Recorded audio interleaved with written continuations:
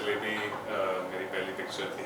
मेरे जो ग्रैंडफादर थे वो भी आर्मी में थे। मेरी भी चाह थी कि मैं एक आर्मी कैरेक्टर का किरदार निभाऊँ। मुझे लगता है कि तुम्हें प्रोड्यूसर ने चूज़ किया या तुम्हें डायरेक्टर ने चूज़ किया, नहीं, तुम्हें त्रिवेणी ने चूज़ किया।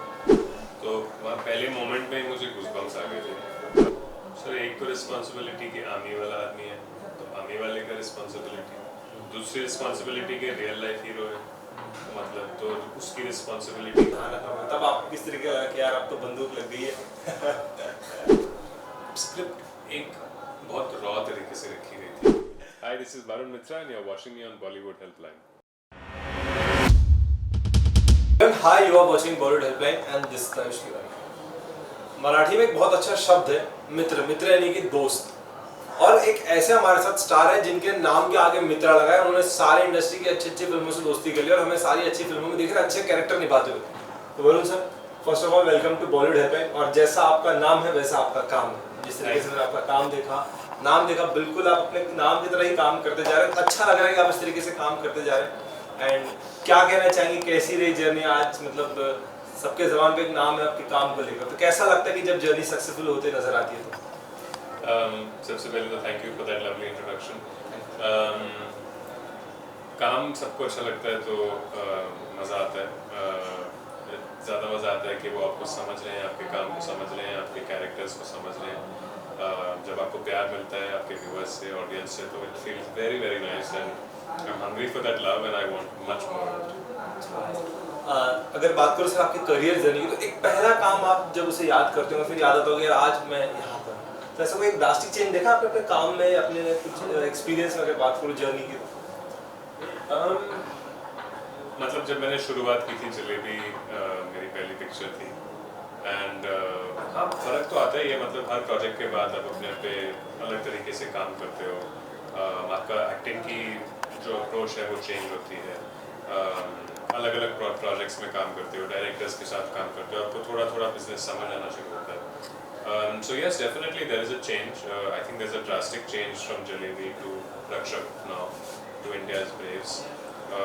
I think जैसे जैसे क्राफ्ट थोड़ा सा होन होता जाता है वैसे वैसे जिसमें एज एन आर्मी आप मतलब एक ऐसा कैरेक्टर है जो देश का हर बच्चा बचपन से सपना लेकर जीता है कि एक बार उस वर्दी को अपने शरीर से लगाना है, फिर वो किरदार में हो या फिर देश की सेवा के लिए। तो आपने दोनों में से एक लाभ उठा लिया।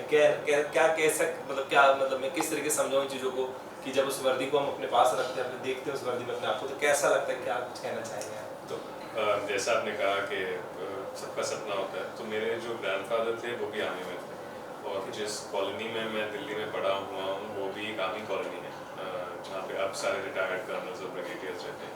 तो मैं थोड़ा सा उस आर्मी एनवायरनमेंट में पढ़ा हूँ। तो हाँ, मेरी भी चाह थी कि मैं एक आर्मी कैरेक्टर का किरदार निभाऊँ एंड जैसे मतलब मैं जब बॉम्बे आया भी था मुझे मालूम था कि एक बार कभी ना कभी तो मुझे आर्मी का रोल करना है। जब मेरी और मेरी दादाजी की बात होती थी, जब मैंने बात करनी शुरू की थी एक्टिंग के बारे में, तो मतलब उस टाइम मालूम नहीं था कि मैं जाऊँगा कि नहीं जाऊँगा बॉम्बे। तो उन्होंने ऐसे ही मजाक में बोला था कि कभी गया तो आर्मी वाला रोल ज़रूर कर लेना। तो कहीं पे बात वो अटक गई थी कि करना है एक आर्मी वाला रोल। और समर सर जब मेरे पास ये स्क्रिप्ट लेके आए, ये स्टोरी लेफ्टिनेंट त्रिवेणी सिंह सर की, so I was like it was a no-brainer to sort of do the project because एक तो आर्मी वाली ऊपर से it was such a beautiful story, such a beautiful family of such a beautiful human being, and I feel really grateful and lucky that मुझे ये किरदार निभाने को मिला। जिससे बात करूँ मैं हमारे बॉलीवुड में इंडस्ट्री में या फिर सारी इंडस्ट्री में अक्सर ऐसी फिल्में आती जाती रहती है जो आर्मी बेस्ड के ऊपर बनती है। लेकिन सिद्धार्थ मल्होत्रा जी ने जब शेरशाह की तो उन्होंने अपना एक एक्सपीरियंस शेयर किया था कि जब उन्होंने लाइव जाकर जब मिलिट्री वालों से, आर्मी वालों से मुलाकात की, तो उन्होंने बताया कि वो ज़मीन पर बैठे हुए थे, उनके साथ उनकी एक बात चल रही थी और जब वो उठे तो सर ने अपने कपड़े झाड़े, तो मिलिट्री मैन ने कहा सिद्धार्थ सर को, अरे सर कपड़े क्यों झाड़ते, तो अपनी देश की मिट्टी है, लग गई तो अच्छी बात। तो हर फिल्म से एक एक्टर कुछ ना कुछ तजुर्बा लेके निकलता है। इस फिल्म से एज एन आर्मी ऑफिसर करके क्या तजुर्बा लेके आप निकले?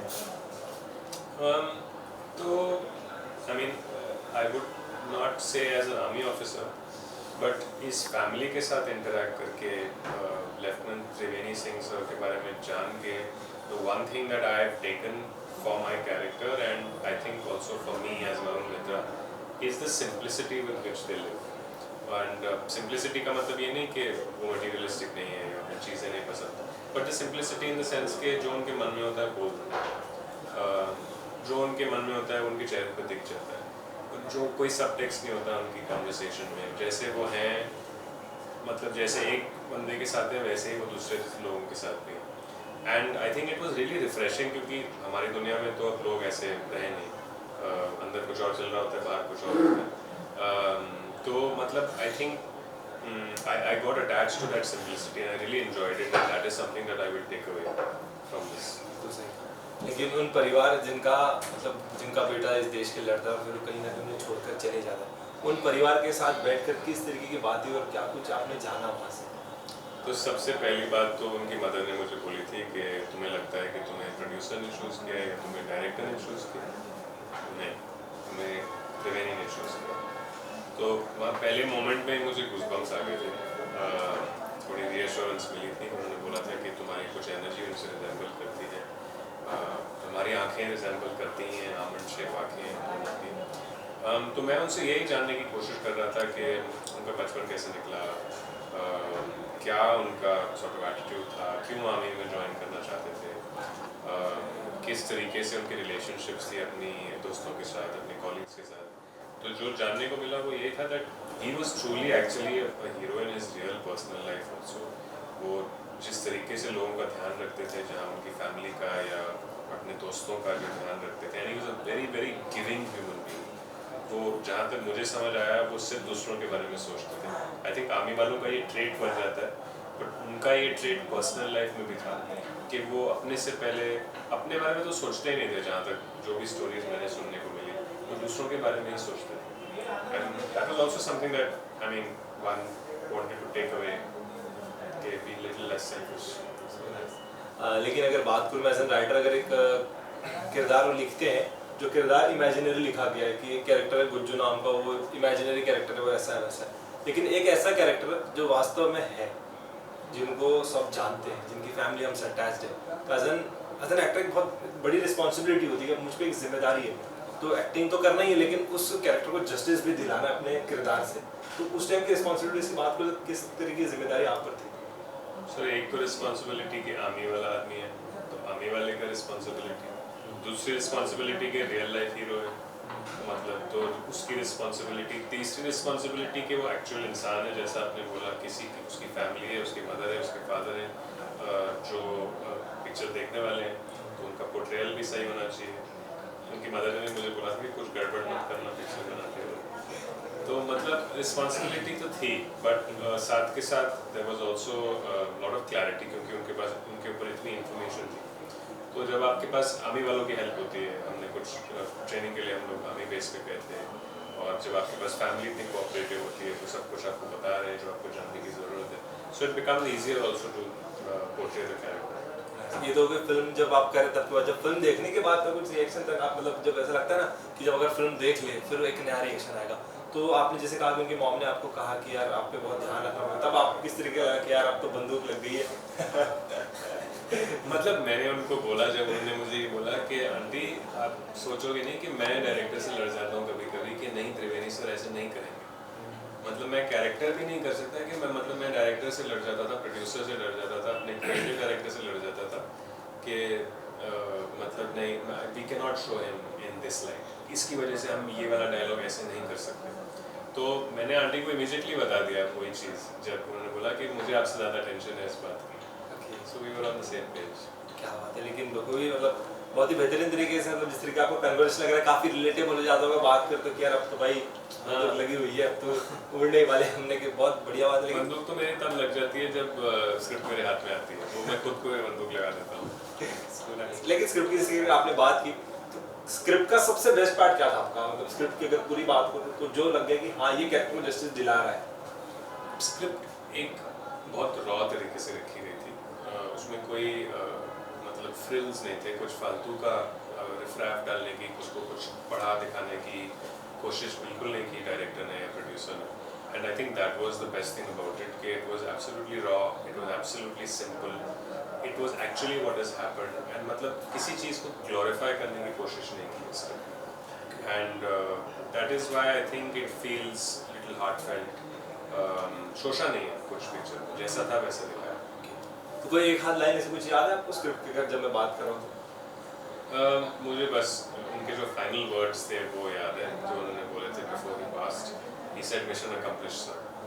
So that became, I mean, sort of an emotional line for all of us because just before he passed away, उनको बुलेट लग गई थी यहाँ पे सर पे and script passed and he was bleeding and उनके जो CEO हैं वो वहाँ पे आए थे स्टेशन पे and he just before he sort of took his last breath he said mission accomplished. So कहीं ना कहीं एक दर्द भी है इस कैरेक्टर में और करने की एक चाहत भी होती है कि मतलब मुझे करना है।